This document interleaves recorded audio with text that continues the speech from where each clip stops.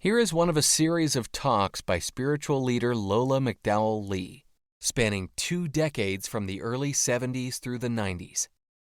Lola was a Zen Roshi, whose Rinzai lineage included Dr. Henry Plutov and renowned Zen master Shigetsu Sasaki. Lola was a religious scholar as well as an ordained Christian minister. While the talks are focused mainly on Zen and Buddhism, Lola drew on many spiritual traditions, including those of Jesus, Plato, Lao Tzu, the Hindu Vedas, Meister Eckhart, and Gurdjieff.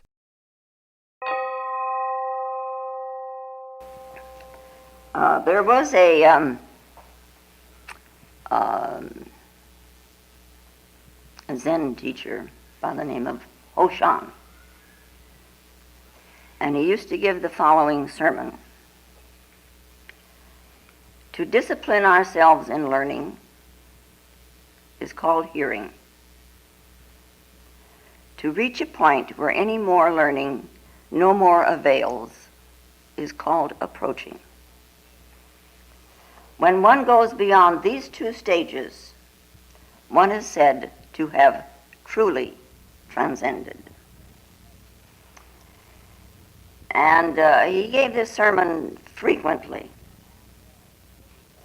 And one day a little monk came to see him, and he asked, "What then is truly transcending?" And to this, Hoshan didn't say a word. He just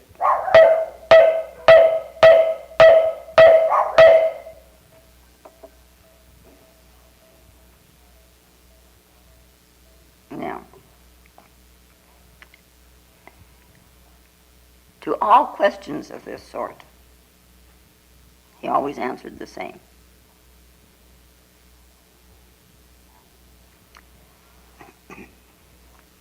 Well, there are a great number of questions that have persisted, and let's say they've haunted some men throughout the ages.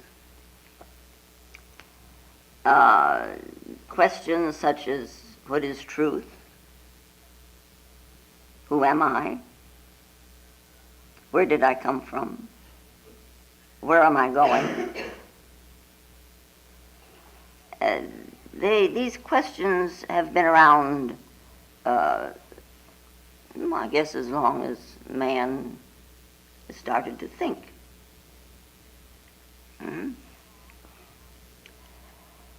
We go along in our everyday lives and we try to make a meaning. We make meaning out of what we're doing and what we're thinking and what we're feeling. But until one knows what truth is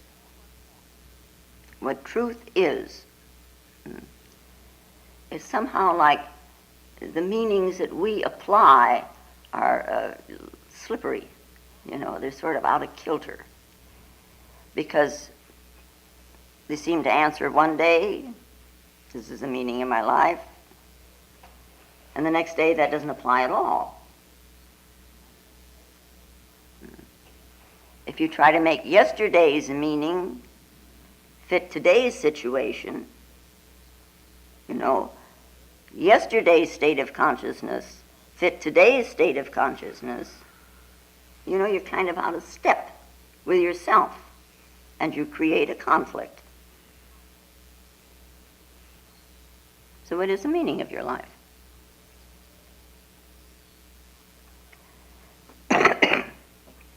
Well, this ultimate that Daruma tried to show the emperor, which we would say is the final answer, and we think of it as being down the road a piece. Remember their whole song, Once Upon a Time, celery stalks at midnight, down the road a piece. Remember that song? You know it? It was very popular at one time. Celery stalks at midnight. It's down the road a piece.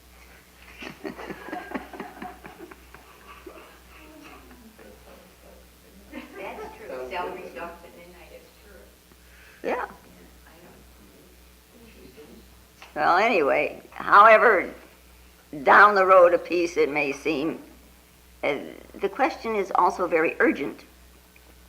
So there should be an urgency in your asking what is truth. To know from whence life rises, and to want to know the source of life, well, and then its goal, and to know the thread of the law of existence. In Buddhism, they say the Dharma is the law of existence, the great law of existence. Well, so what is the Dharma? What is it actually? Once upon a time there was a teacher who said one should have a reference for the words that one uses. Yeah. And reference in our context, is experience. See? When you experience a state, then you can talk about it if you wish. So if you're going to talk about the Dharma, find out what it is first, then you can talk about it. Because then you have a referent after you've experienced it. If not, you're just parroting. There's nothing solid in here to give the word its meaning. So this question, what is truth, is very difficult. And now if you ask this of a Christian, he might answer, well, Jesus and the angels and the principalities. Or he would say the Father and the Mother, the Virgin Mother, and the Holy Spirit, the Trinity. That's truth.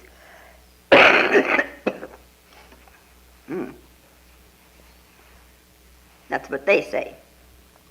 A Hindu might say, well, Krishna and his flute. You've seen Krishna, pictures of Krishna, little blue man with a flute, lots of arms, beckoning, it's a song for you to come, he's like the Pied Piper of heaven, or the Pied Piper of Divikan, Or they might say something like Purusha and Prakrit, or they might say Vishnu, Shiva, and Brahm, that Trimurti, or that Trinity. A Buddhist might say the Buddha nature. So the Buddha nature consists of the Dharmakaya, the Nirmanakaya, and the Sambhogakaya. The Trikaya of Buddhism, which is known as the three baskets. And the word kaya is translated as body. So you have the body of the Buddha nature in its various states, which is difficult to comprehend except in its depth. So it is labeled that the Dharmakaya is the body of the great law, the spiritual law. And the Nirmanakaya is the body of transformation, that which transforms the spiritual state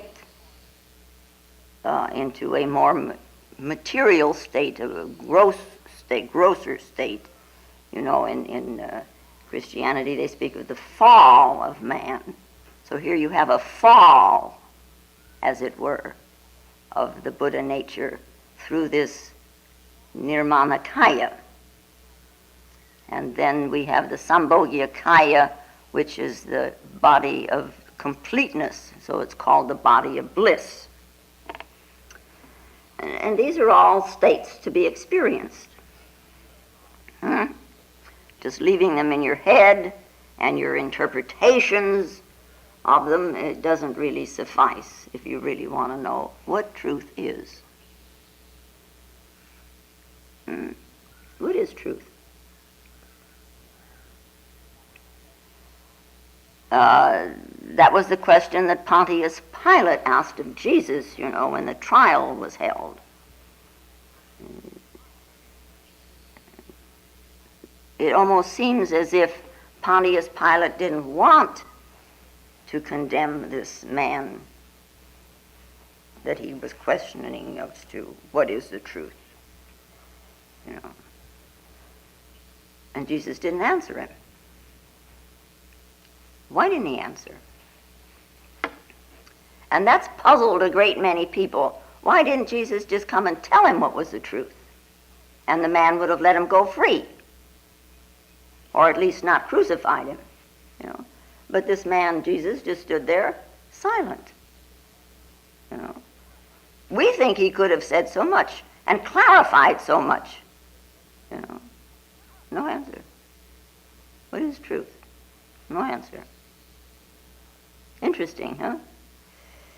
This Pontius Pilate, in the eyes of the world, he was an educated, successful man. He was a governor general, successful, He was at the peak of his career. He had power and prestige and wealth, and always conniving to keep that position. Its opposite is there too. Yeah. But anyway, at this trial, facing him, there's Jesus. Almost like a hobo. Fanatics, they called him. And he seems almost like a failure. In the eyes of the world, what has he achieved? No power, no wealth, no prestige. He's not even respectable. So here are these two opposites facing each other. And this very successful man asks the failure, what is truth? And there is silence. Let us say, so that we can be charitable, that Pontius Pilate was greatly disturbed by this whole thing, and he wanted this man to say something so he could pardon him. Let us say that he recognized something about this failure that was not failure. That this man was something, that he represented something, that he knew something. And so here standing before him was a source of information. So he might have been very sincere in his question. What is truth? No answer. Or was his silence the answer?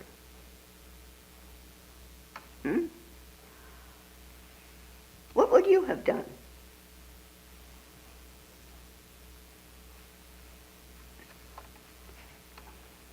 Interesting. Many centuries ago, Homer, the poet, he asked the same question long before Jesus. And he answered himself. He asked, what is truth? And so truth was for him the whole. The whole is supported by fate. And fate is the truth. Well, we don't know at our point in time what Homer meant by fate. We have our interpretation of the word. Our present day usage, which is like fate is destiny. Fate is the principal cause by which things are supposed to come to be, or why events happen as they do. Now the word fate is from the Latin, the word fate that we use, from the Latin fari, which means to speak. That which has been spoken. See, so it's a destiny. It is already set. And not anything you can change. It has been spoken. Yeah. Well, what causes things to happen as they do?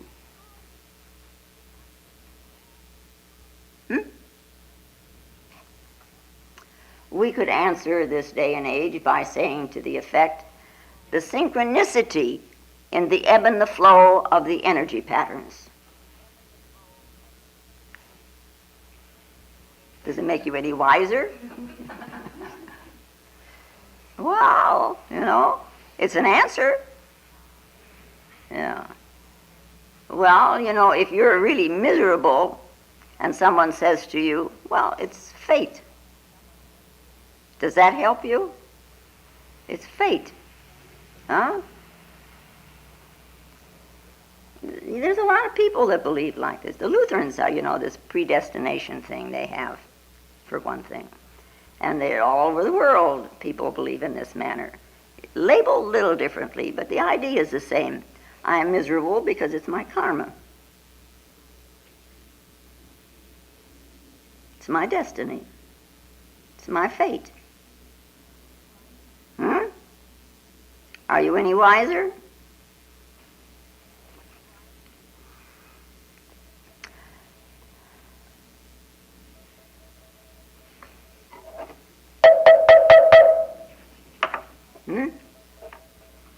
So from Homer, a couple of centuries pass by, and we come to the beginnings of philosophy in the Western world. And our philosophical way of thinking comes from the Ionians, a little island of Greece, huh? And there we find in Ionia Thales of Miletus. And it was in 575 BC that he stated that the whole, the ultimate, consists of water.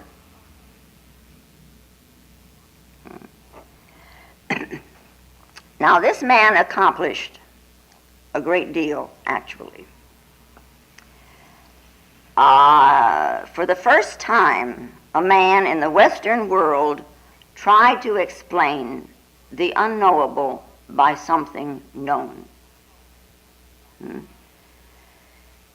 And he saw that there was this moistness, this liquid element.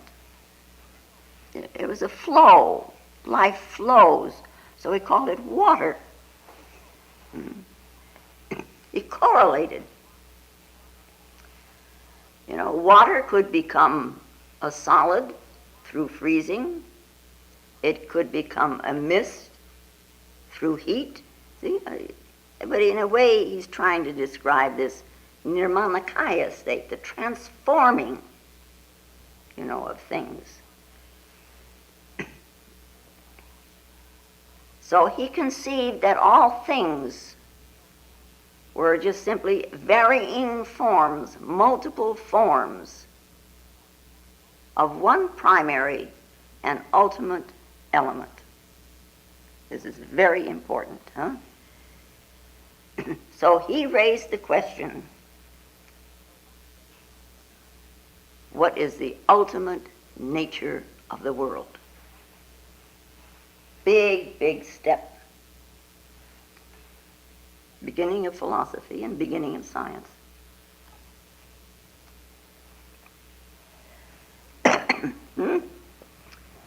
What is the ground of it all? The Urstoff, they called it. The ground of it all.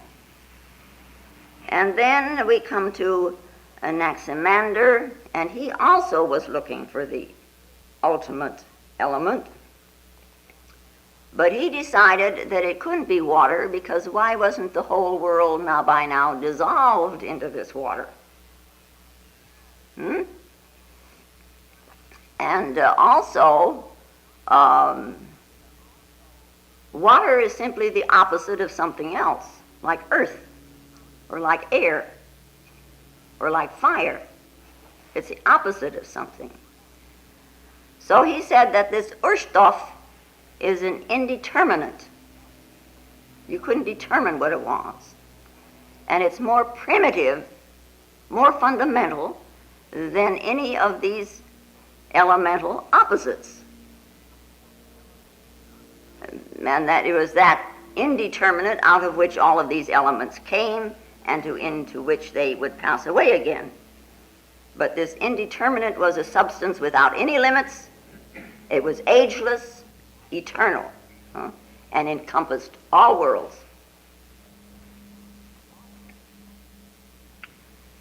And then Anaximenes appears, and he said, Urstoff is air.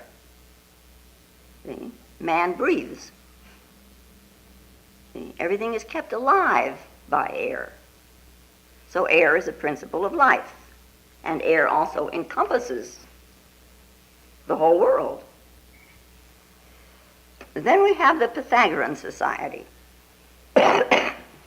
And here comes numbers and geometry, mathematics, symbols, some of which this society presented is still in use today. We don't have a really good understanding of what he had in mind because it's too fragmentary. But music, which they used a lot of, is numbers.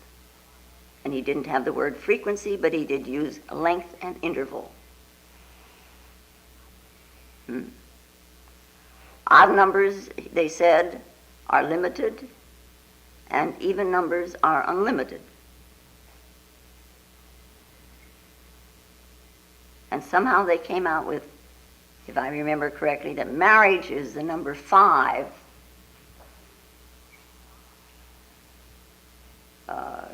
Woman is 2, and man is 1. That only amounts to 3. But marriage is 5 according to them, to this number system. Anyway, and he was also the one that said that 1 is a point, 2 is a line, 3 is a surface, and 4 is a cube. It's a solid. And they said that this 4, this cube, represents the human body and contains all the other 3. So,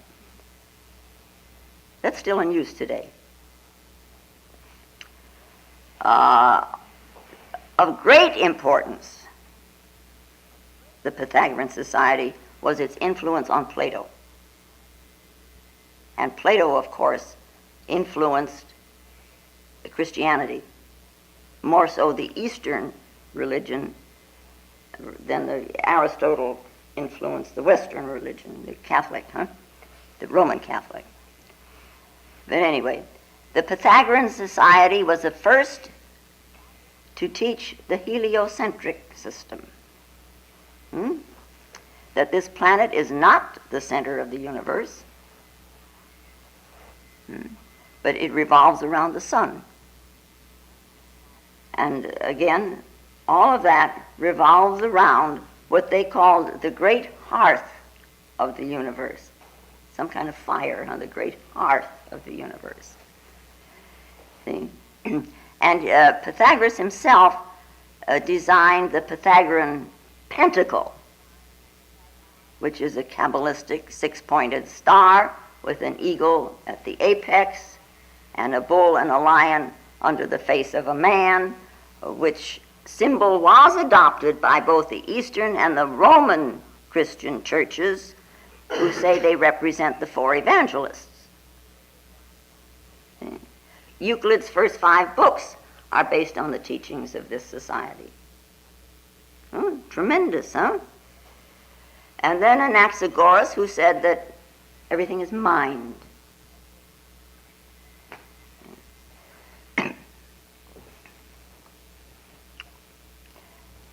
Speaking about mathematics, so back to the Pythagoras and his society, there's a little intellectual joke that they tell in there about 2 mathematicians having a discussion one day, and one of them asked, "Is there any meaning in life? Is there any worth in life? Is there any purpose in life?" And the other one looked at him and said, "Well, what else are you going to do with it?" It's an in-joke. Then we come to Socrates, who said the ultimate is wisdom. It's knowing. When man comes to his fulfillment, then wisdom rises. Wisdom then is the essence of man. So, and all in between, the water and the air and the fire and the different things that the philosophers brought out that the ultimate could be. And to me, it's interesting, this history of philosophy. How through all the ages, man has grown and matured and interpreted and adopted and adapted, and here we sit. Certainly not at the end of things. Man is still struggling to know the ultimate. And as I've said before, somewhere I read that scientists now say they want to delve into the nature of consciousness to see if they can find the ultimate, rather than going through material things, but into consciousness itself. Interesting that, huh? And then also about, let us not forget that about 300 years before Jesus, Alexander conquered, the student of Aristotle, conquered much of the known world, until he came sweeping through. There were a lot of little nations and big nations and a lot of tribes, and they all had their own systems of belief. And didn't matter what your neighbor had. Here you were in yours. And they didn't pay any attention to what yours were. They had theirs. See, in one nation, God was named thus and so, and he was described as thus and so, and his name was whatever. And it usually was in direct opposition to the neighbor. And now comes Alexander, and in his conquering, he moved people around. He moved them from one nation to another, from one tribe to another. And so people began to adopt other beliefs, other gods. Of course, usually what they did was rename their own, or they added them to what they already had, But anyway, the important thing there is that the traditions of Egypt and India crept into Greece because of this. It was as if in his conquering he sort of united, even though there were many factions and fighting, he united the whole civilized world, Western world, which had a very direct effect on the evolution of monotheism, the belief in one God.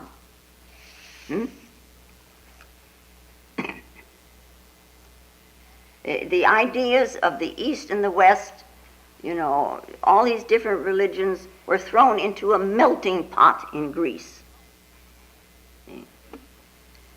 And a tremendous religious fervor began. And it lasted for 600 years. Now, this Alexander, some people talk about how cruel he was, but he was cruel only in his disciplining those who did not measure up in honesty. If you tried to cheat somebody else and he found out about it, but other than that, very fair, very understanding, and really a tremendous wonderment, because he was only 20 when he died. what he did with his life. We stand on so much that he did. Yeah? Anyway, a very tremendous religious ferment followed him. Egypt grew. Greece took in all kinds of things, and it set the stage for Jesus. And when he was asked what is truth, he said, I am the truth. Somewhere else in the Bible. He didn't say it to Pontius. Where this I am is, there is truth. See, now we have a name. I am. Ordinarily, when we watch ourselves, we're many eyes. Yeah. It's more like a crowd in here rather than one. We've got a prime minister and his director of that department and a director of that department and a director of that department. Real bureaucracy going on here.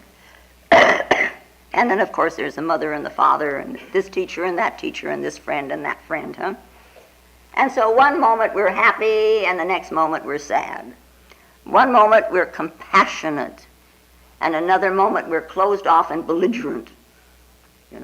One moment you can forgive anything, anybody, anything, And the next, any small little thing, and you're not going to forgive them forever. No. So, is it the same I running through the whole thing? Is it?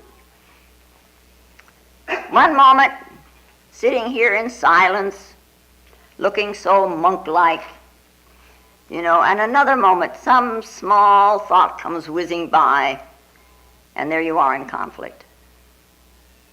Where did my silence go? See? It's like a wheel again, These many eyes are different spokes.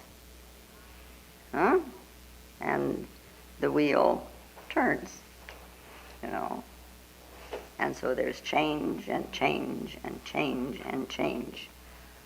And wherein all of that is the essential I. The essential I. When Moses was up on the mountain and he saw this burning bush, and he received the tablets and all, and then he said to God, but the people will not believe me without proof.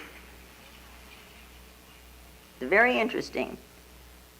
Something can happen to you.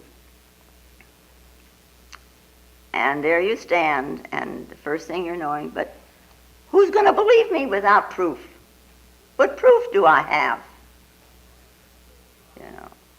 How will I convince them that this is the truth?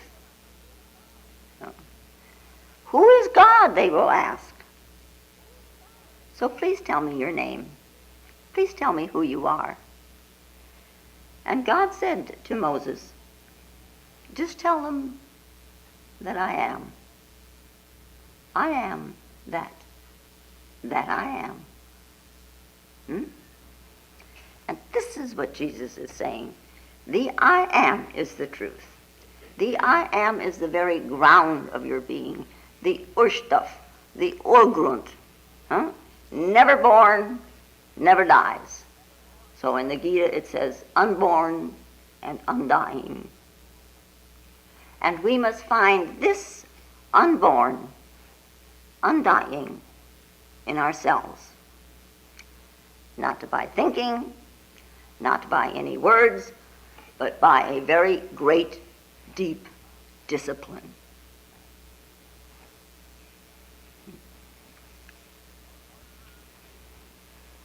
Hoshan used to give the following sermon. To discipline ourselves in learning is called hearing.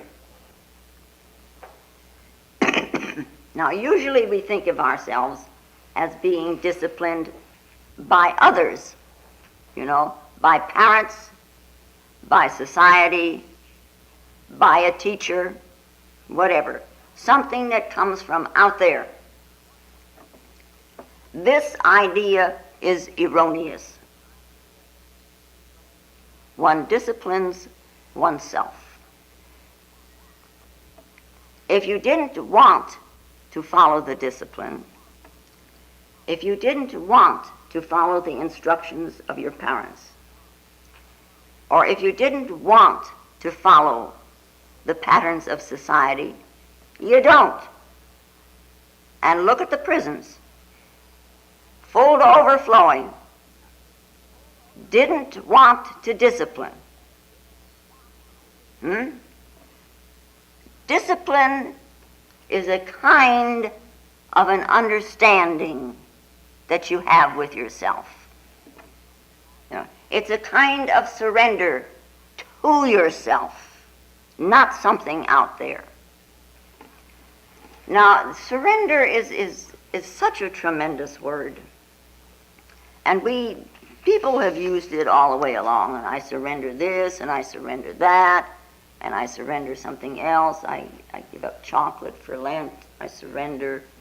I surrender. Yeah.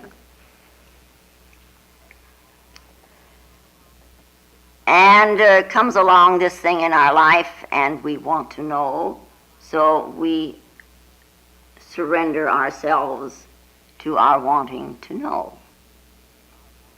Oh yeah? Oh yeah. There will come a time in this process when we realize how much resistance we are carrying for all of our acceptance. So subtle, and yet finally, you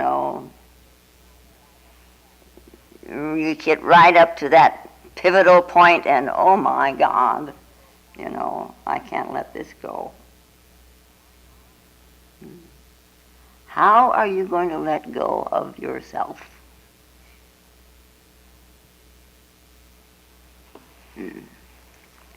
Anyway, Hoshan says the first step of learning is hearing. Right hearing. Right hearing is a form of concentration. We have right speech, right action, right mind, the Noble Eightfold Path. Right hearing is not one of them. But under right mind, we could put right concentration, which comes down to right hearing. Hearing is being receptive. You're open. Now, last Sunday, because of my cough, I did announce at the beginning of the lesson that if I started to cough vehemently, you were not to sit there and be embarrassed, or whatever, however you felt, that she shouldn't have started anyway, or whatever.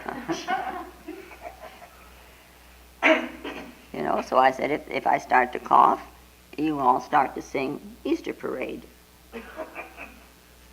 Well, it was Easter. I think it's something that all of you know, more or less. So I was told later by someone, they didn't hear a word about what I said. They were waiting and waiting and waiting for me to start coughing, and they practiced and practiced and practiced Easter Parade.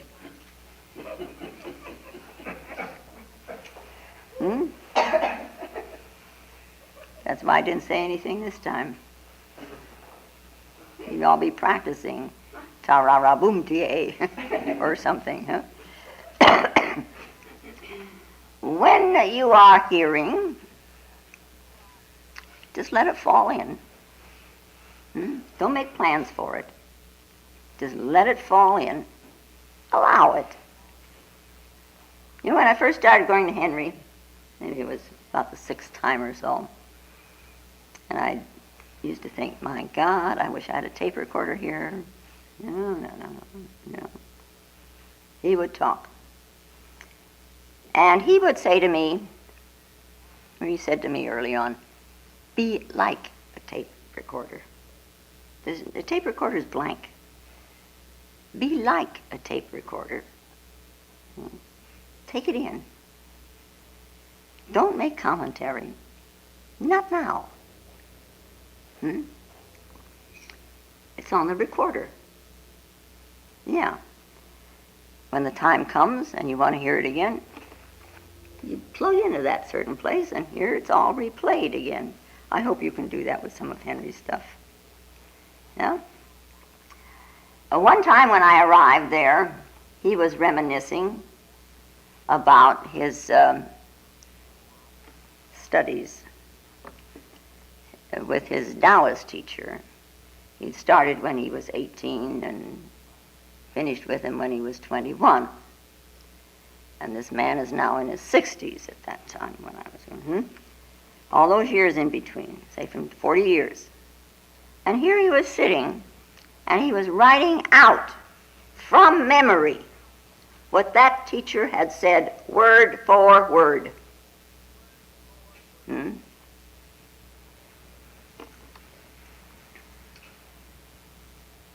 Well, you know how it is. If I ask you 15 minutes from now or tomorrow, what did I say?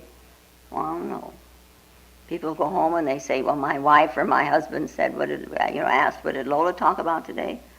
Well, I don't know. Well, interesting, huh?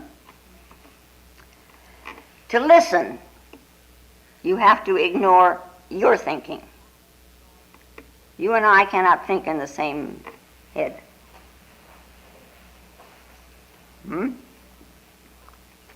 If you're very busy talking within, how can you listen?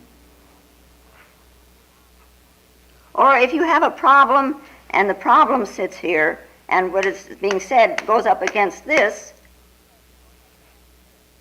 and you haven't heard anything correctly, you know, your thoughts enclose you. See? And your thoughts are selective. They're associative. They're going to select what goes with them. So they will choose thoughts, words that are going by, with what you already know. Now, I hope maybe you're not here to find out what you already know. I would assume somebody is looking for something they don't know.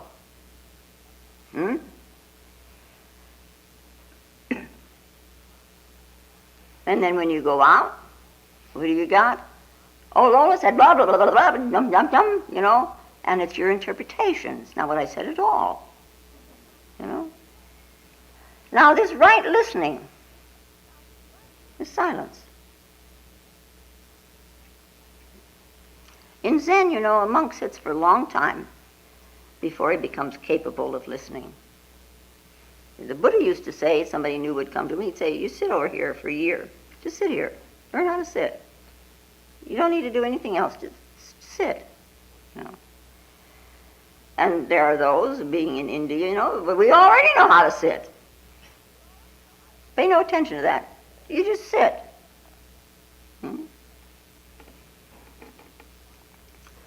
To reach a point where any more learning no more avails is called approaching. You can learn and you can stuff yourself, you know, with the learning until you're so stuffed that there's no room for anything more. See, learning no longer avails. Then you can begin to approach, is what Hoshan says. So you have been so silent that you can hear. So silent that the listener disappears. Approaching. You're coming home. Everything is within. Before that, everything was out there. Now everything's within. Approaching the Urgrund. Approaching the Urstuff. Approaching the truth. And then he said, when one goes beyond these two stages, hearing and approaching, one is said to have truly transcended. So one ignores the thoughts, then you ignore the thinker.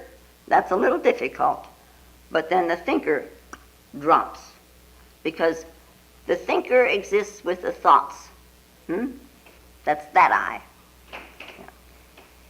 If you're gone, what is? You know, you close your eyes, and inside it's kind of dark, isn't it? Yeah. Kind of like night. And with concentration, you drop the thinking, and then you drop the thinker.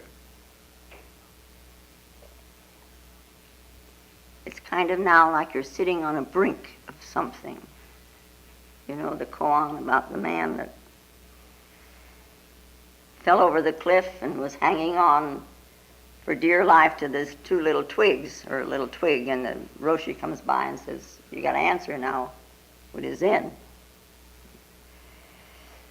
You're on the brink, listening, concentration, the mind concentrated, And little by little, this night that you're looking at, it begins to get light, It's like the sun rising in the morning. You know, it gets a little lighter and a little lighter and a little lighter. All of a sudden, there's the sun. There's this great source of light, a great source of energy. There isn't any within or without. There's no duality. There's no boundary. There's no limit.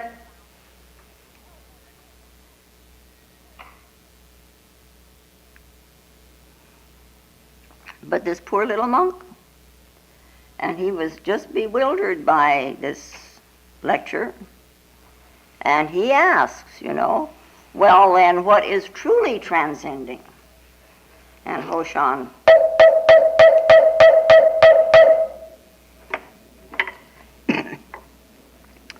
well, what transcends, yes and no?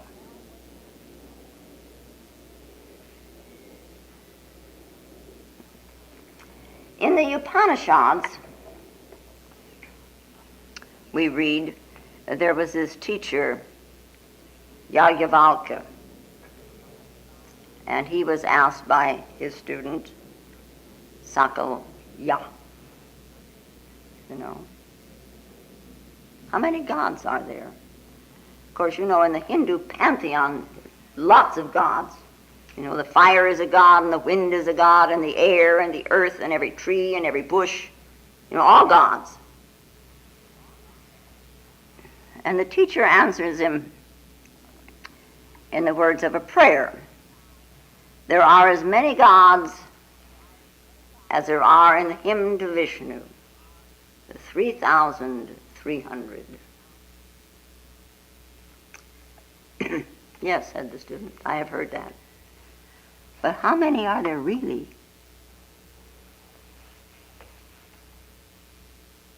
33. How many? 6. Come on now. How many? 3. No. How many really? 2. How many? 1.5. Now come on, Really? How many? 1. And the student, he stopped asking, but supposing he had continued, how many?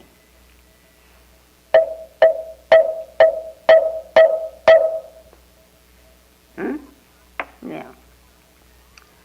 Hoshan is saying, all duality is transcended. What then is to say?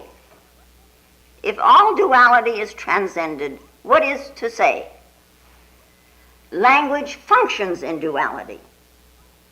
A man is described as being the opposite of a woman, and a woman is described as the opposite of a man.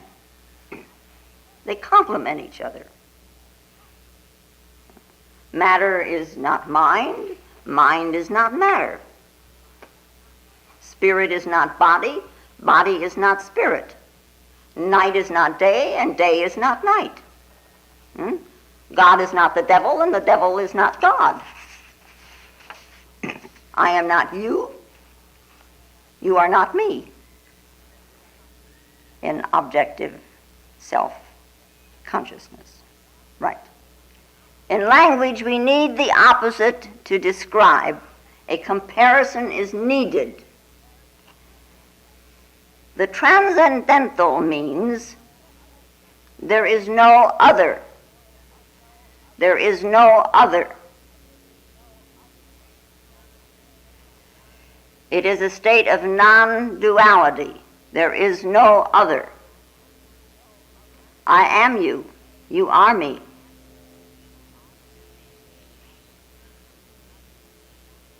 But how does one describe this? You can't. Transcending, we are one. There is no other. How can one describe one? There's nothing to compare it with. So how can you describe it in language? So you set the language aside and you discipline yourself in silence. And you transcend the outer and you transcend the inner, and then you beat the drum. Yeah? Okay.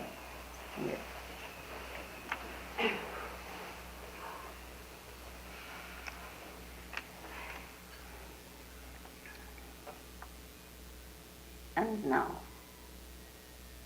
may the peace and the power that passeth all understanding hold us and keep us in the love of the Christed consciousness while we are seemingly separate one from another. And I do thank you very much. If you find Lola's talks valuable, more will be posted in weeks to come.